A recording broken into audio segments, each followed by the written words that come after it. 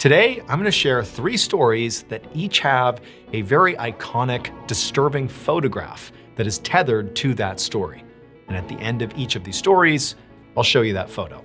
And some of these photos are truly astounding. But before we get into those stories, if you're a fan of the strange, dark, and mysterious delivered in story format, then you've come to the right place because that's all we do. So if that's of interest to you, please offer to host the like button at your house for a big dinner party.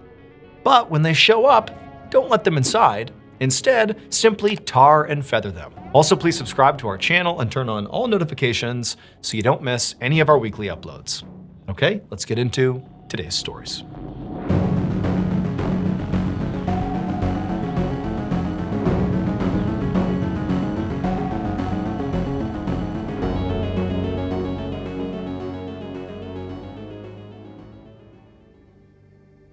On the morning of October 21st, 1990, a 30-year-old man named Lee Hunsho and 3 of his friends hiked up Bilu Mountain, which is located in northern Taiwan. Now, by this point, the group had already been hiking for several hours, and so they were quite tired. I mean, Lee's legs absolutely burned, but Lee and the others kept on pushing until they reached the top of this rocky ridge. They all stopped and were able to catch their breath for a minute. So Lee was a bank manager, but he was also a very outdoorsy person, and he'd been wanting to do this hike up Bilu Mountain for a long time because it was sort of like a rite of passage for hikers in Taiwan. It took an average of almost 8 hours to get to the top and back down again, and the terrain could be really rough. As a result, it was considered one of the most challenging hikes in all of Taiwan.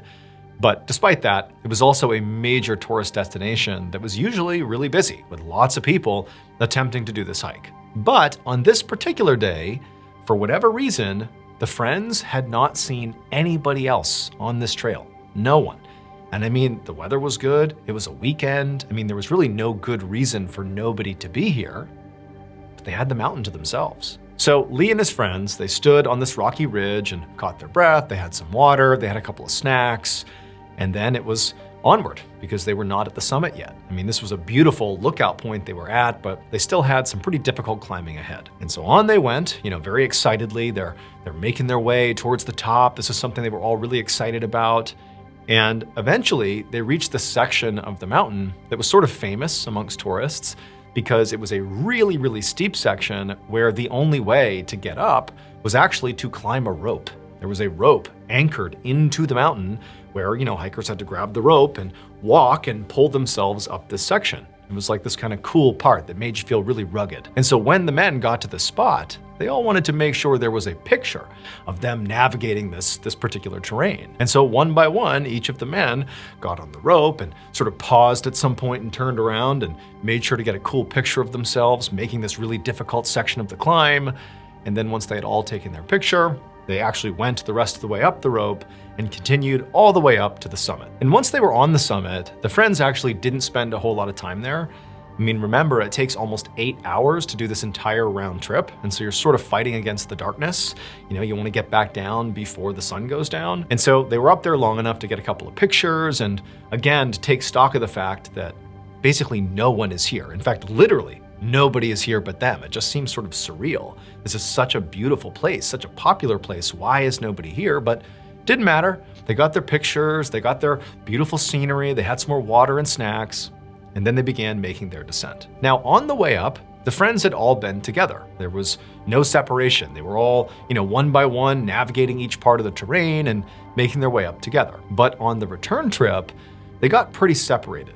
In part because Lee was really dragging behind. He was just so tired from the ascent that he sort of told the others, like, hey, go ahead, like you can walk ahead of me. We all know where we're going. We're going down and we'll meet at the car, so just go on ahead. And so Lee's friends had done just that. They had sort of taken off and gotten a bit of a lead on Lee. And so after a couple of hours of the group sort of broken up, making their way down the mountain, the friends in the front, who had left Lee behind effectively, they stopped at a certain point and they realized like they were really huffing it down the mountain, moving really quickly. And they thought, you know what? Lee was really tired up there. Maybe we ought to just sit here and wait for a minute and let him catch up, and then we'll we'll make the final stretch together. And so the friends, they stop. And again, they're sort of looking around thinking how weird it is that nobody else is here but them. Like still, no one's come up the mountain, no one's come down the mountain. It's just them. It's very odd. They're sitting there waiting and they're looking back up the trail, expecting Lee to show up anytime, but he doesn't. And so eventually one of the friends says, you know what, you guys stay here. I'm gonna go back up the mountain a little ways and just see if I can catch Lee and just walk with him back down. I'm sure he's just exhausted and, I'll help him sort of finish up the hike here. And so this one friend, he begins going back up the trail. And for quite a while, he's basically hiking back up the mountain. And the whole time he's expecting he's gonna run into Lee. He has to. I mean, there were other trails that spidered off on the way down. So it was possible to take a wrong turn and sort of accidentally go down the wrong path. But for the most part, it was pretty linear. But as he's going up, he has not found Lee. And after a while, he's been hiking for like an hour back up the mountain and still no Lee. And he thinks, you know what, I can't do this. It's getting dark out. I have to go back and catch up with the other friends and just go down to the car, because at this point, it seems pretty likely that Lee must have gotten turned around and he must have taken one of those other pathways. And now he's probably ahead of me. He's probably down at the car by this point. And so this friend who had done the rescue mission turned around, went back down, linked up with the other friends that were still sitting there waiting for him. Together, they walked all the way down the trail and they got to the car. And when they got there, they're expecting to see Lee, but he wasn't there. And by now, the sun had basically set. And so the friends realized that, okay, like we have a real problem here. I mean, clearly Lee didn't just get lost. He's still on the mountain somewhere. And like, what are we gonna do? It's about to be nighttime. Like, we can't go up there looking for him. And so they hopped in their car and they drove to the nearest police station to tell them to go look for Lee. And sure enough, there would be this huge search that was launched for Lee. And over the coming week, I mean, there were all these people out scouring the mountain looking for Lee, but they couldn't find him. And after a week of searching, the police had to call it off. And so Lee's friends and family were left with this huge question mark. Like, where did he go? What happened to him? I mean, the not knowing was in some ways worse than having found out he had died or something. And so there's this horrible uncertainty. Nobody really knows how to react to this. Do you grieve his loss now, or do you hold out hope that maybe he's still alive? Well, the friends and family kind of did the latter. They kind of held out hope that, maybe he's out there somewhere. And weeks turned into months, and eventually 4 months went by. And it was at that point that other hikers who were making their way up the mountain, they went off the trail on purpose. They were sort of off the trail for a bit, and they came across Lee's body. Now, the immediate reaction was obviously devastation for Lee's family and friends, but at least it seemed like they were going to get closure about what actually happened to Lee. However, when police began to investigate what actually killed Lee and why, they ran into a lot of anomalies. Number one, they did an autopsy and they couldn't figure out what killed him. There was no clear cause of death. Number two, where he was found, he was just kind of sitting there, with his back against the mountain. His pack was right next to him. It almost seemed like he just sat down and then just died in place. But again, there's no clear cause of death. There was no obvious, trauma he sustained. It certainly didn't seem like he fell. He didn't appear to have any obvious injuries. He just stopped at some point on the mountain and died. And on top of that, remember, Lee is like a seasoned climber. He had supplies in his bag that could at least last him for some time. He had a flashlight, he had a compass. He knew where he needed to go, down the mountain to the car. Why is he stopping? Again, no injuries, no clear injuries. Why is he stopping right there until he dies? It just didn't add up. But then there was another very strange development that sort of took the story in a totally new direction. One of the friends who was with Lee on that doomed hike, the one who had the camera that took pictures of all of them climbing up that rope and took pictures up on the summit, he went and got his pictures developed shortly after Lee had been found dead. And when he went through the photos from their trip, he could not believe what he found. Here is the photo of Lee posing with that rope. And if you notice, at the top of this segment, there's a person clearly up there looking down at Lee and his friends. But remember, They didn't see anybody else on the mountain the entire time they were there. And they certainly did not see that appears to be a young girl in a red jacket, right at the top of the segment they were in when they were taking those photos. They didn't see her. They would have absolutely communicated with her, but they didn't see her. And so they have this photo of this girl in Lee's picture, but she wasn't in any of the other photos. She was just in Lee's. And making this even stranger is there was this myth about this mountain, that there were these spirits on this mountain that would sometimes target hikers and lead them astray away from their friends off the trail, where effectively they would die. And wouldn't you know it, it seemed an awful lot like Lee was led astray and just sort of sat down and died on the mountain shortly after that picture captured this girl in red looking down at him.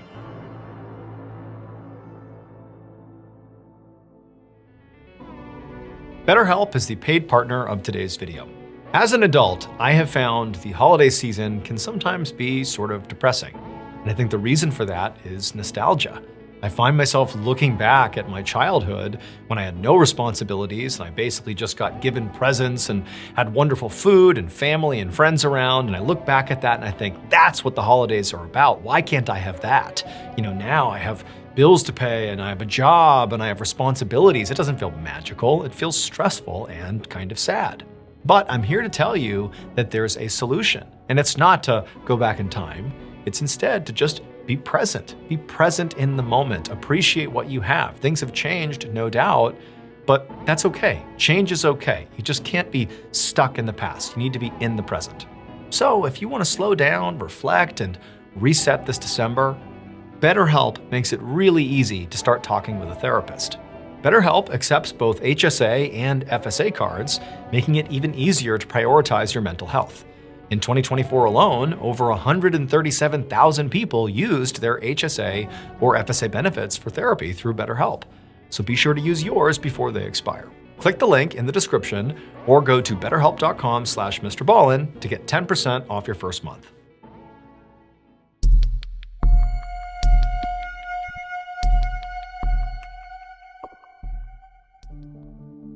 On the morning of August 8th, 2024, a 48-year-old Russian woman named Ludmila Lazarenko sat on the floor of a bungalow deep in the Amazon rainforest in Peru. The bungalow was small and mostly just for sleeping, but it was connected to a communal kitchen and dining space. Ludmila sat right in the middle of the bungalow on the floor, with her eyes closed and her legs crossed, and she was trying to meditate, but the sounds of the birds and the insects outside in the rainforest, plus the sound of her friend, Ivan Kuzmin, who was moving around in the attached kitchen, were making it hard for her to concentrate. And so Ludmila finally gave up on meditating for right now, and she opened her eyes and she looked out towards the kitchen, and she saw her friend, Ivan, who was 38 years old and from Ukraine, and he was busy brewing some tea. So Ludmila and Ivan genuinely were just platonic friends. In fact, Ludmila, she was married and had 2 kids, but she was out here alone. She and Ivan were actually part of what was a retreat out in the Amazonian rainforest with other people from all over the world who would come out here to meditate in nature and do some soul searching and hopefully come back to their regular lives with some additional perspective. Now, Ludmila and Ivan had been going to retreats like this for the better part of 2 years, and that was actually how the two had met each other. And so they were just friends. They had this similar interest in going to retreats like this one. But there was one aspect of these retreats that really is the thing that drew Ludmila and Ivan out to the rainforest. It was not just to sit in nature and just hope for the best. They would go to these ayahuasca retreats, where basically they were led through this meditative process where they would drink this very special tea that would sort of affect you in different ways. And, some people believed it sort of led you on this spiritual journey where, it's just this very powerful, soul-searching event where you come out of this thing feeling like a different person. If you've had trauma in your life, or you have, post-traumatic stress, or maybe you have trauma in your life that you're not even aware of, going through this style of retreat, these ayahuasca retreats, people have said has been very powerful and transformative. And Ludmila, she lived a pretty typical life back home. She's a very busy mom and a wife, and she found doing these retreats really offered her a big reset. She felt like it was the one chance for her to kind of disconnect from responsibility and just be at peace. And Ivan, for the most part, felt very much the same way. He came to these retreats for similar reasons for his own life. And so here they are, they're out in the rainforest, and they're brewing up some tea, some ayahuasca tea, and they're in this bungalow and they're getting ready to have this sort of meditative journey, but they were about to break a very important rule. So the man who ran this particular retreat out in this part of the rainforest, he made it explicitly clear to everybody who came out there that no matter how many times you've come to these retreats or similar retreats, you never, ever drink the ayahuasca without a shaman present, basically without somebody else there to sort of help guide you through this process. If you were to do it on your own, who knows what could happen? And so everybody knew you cannot do this on your own. But Ludmila and Ivan, they felt like, I get it. We're not supposed to do that, we know that, but we've done this so many times and we know what we're doing, so let's just brew up some ayahuasca of our own and we'll stay in our bungalow and we'll drink it ourselves, we'll have our own experience, nobody will even know. And so that's what Ivan was doing in the kitchen. He was making ayahuasca tea. And when he was done, he grabbed 2 mugs of this tea, he walked back over to Ludmila, who was in the bungalow section, he sat down next to her, they drank their tea, and they both laid down on the ground and closed their eyes. A couple of hours later, the director of this retreat, who at the time was directing some group meditation not very far away from the bungalow where Ivan and Ludmila were, he was doing this group meditation when he heard a loud scream, and it was coming from somewhere near the bungalows. And instinctively, he got up, he abandoned the group he was with, and he ran to the scream. And he saw one of his staff members. She was the one who screamed, and she was standing looking into the bungalow where Ivan and Ludmila were. And so the director rushes over and gets right next to this woman, and he looks into the bungalow, and immediately he knew 2 things. One, he knew for a fact these 2, Ivan and Ludmila, had broken the rule. They had taken ayahuasca without a shaman present. And 2, they had paid a horrible, horrible price. So ayahuasca is not just some herbal tea. It is a very powerful hallucinogen. And that's the whole point. People go out into the rainforest for these retreats and drink this hallucinogen in order to basically have perspective on their lives that you can only get by, introducing this chemical and causing yourself to hallucinate. People talk about almost seeing themselves from the outside looking in and like having this deeply spiritual event where you come out of your trip, that's what it's called, feeling like, oh my goodness, I know myself better now because of the hallucinations I just went through. But critically, the reason you have to have a shaman present in these retreats is really for safety. Because sometimes when you take ayahuasca, you have a bad trip, where you have all these hallucinations, but they're of horrible, terrifying things, but you can't differentiate them from reality. And so you're living in a nightmare. And a lot of times these bad trips, it feels like something's gonna happen to you. You're gonna get hurt in some way, or somebody else is gonna get hurt unless you act. But again, you're sort of out of your mind. And so you have these shamans present to protect you from yourself. But Ivan and Ludmila didn't have a shaman present. And so when they entered their trip, Ludmila was having a good trip, Ivan was not. He had a horrible trip. And in his trip, he believed that Ludmila had become possessed by evil spirits, and he needed to save her soul. And how was he gonna save her? Well, he took a metal bottle and beat her savagely, and then he went and got a knife from the communal kitchen and he proceeded to dismember her. That staff member who walked over and screamed, they looked in and saw Ivan looking at them, smiling, totally insane looking, still high on ayahuasca, and there are pieces of Ludmila all over the bungalow. Here is a picture that was taken of Ivan very shortly after that staff member discovered this bloodbath inside of the bungalow. Ivan is literally sitting on the ground, feet away from pieces of Ludmila. He's just murdered her savagely, and he's still absolutely tripping on ayahuasca. He looks like an absolute madman. Ivan would come down from his ayahuasca trip, and when he did, he immediately confessed to what he had done, and he was arrested for murder, and he is currently serving time in prison in Peru.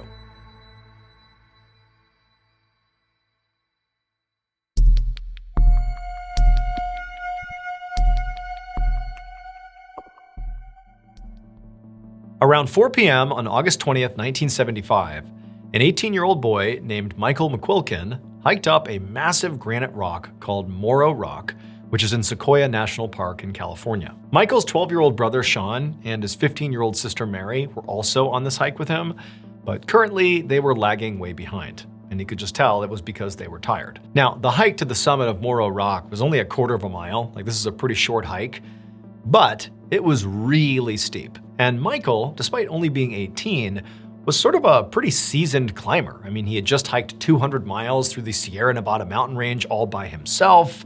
And so for him, this terrain was no big deal, but he knows his siblings are not big mountaineers, nor are they pretending to be. And so he thought, okay, I'll wait, I'll let them catch up. But as Michael waited, he started to notice that the sky was getting pretty dark. Now, he had checked the weather before coming out here, and there was not supposed to be a storm, but it was sort of undeniable that something's happening. This is not normal. It's getting pretty dark and windy. But Michael told himself that, you know what, maybe there's just a little pocket of weather and it'll pass. This can't be a big deal. And then eventually his siblings finally caught up to him, and then together, just a couple of minutes later, they were right at the summit. Now, by the time they were on the summit, they're looking out and the view is spectacular, but now it's becoming increasingly apparent to all three of them that this weather system, whatever's rolling in here, is pretty big and pretty bad. This is not some passing little thing. The sky is like pitch black at this point. But before they left, they just wanted to take a quick picture. And so because they didn't have a tripod or anything, they actually had Mary just take a picture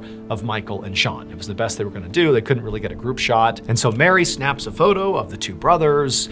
And then after taking this photo, they put the camera away and they're about to begin their descent when suddenly, all around them, everything turns bright white and there's this loud cracking sound, and then Michael is thrown to the ground, and before he has any idea what's going on, he's looking over and he sees his brothers on the ground, his sisters on the ground, and in fact, he sees smoke coming off of Sean's back. And that's when he realized they had just been struck by lightning. Now, Michael didn't really know if he was badly hurt or not, but he was able to jump right to his feet and he felt like he was basically okay. And his sister also, she was able to stand up, and they're obviously both disoriented and shocked.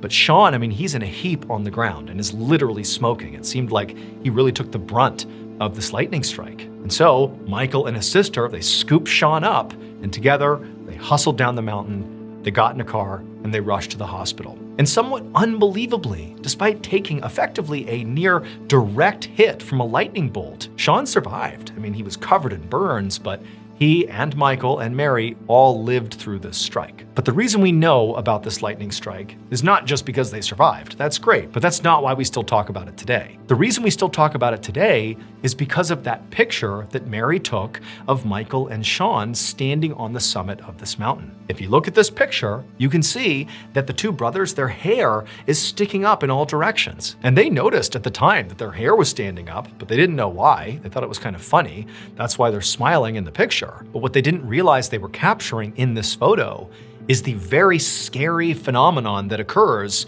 when you're basically right about to be struck by lightning. The air around you, especially if you're in a very exposed spot, like the summit of a mountain, gets electrically charged, and your hair stands up right before you're hit by the bolt. And so now, this picture is now used by the National Park Service to show people what to be aware of when you're out hiking on these mountains. If your hair starts to stand up, you better move.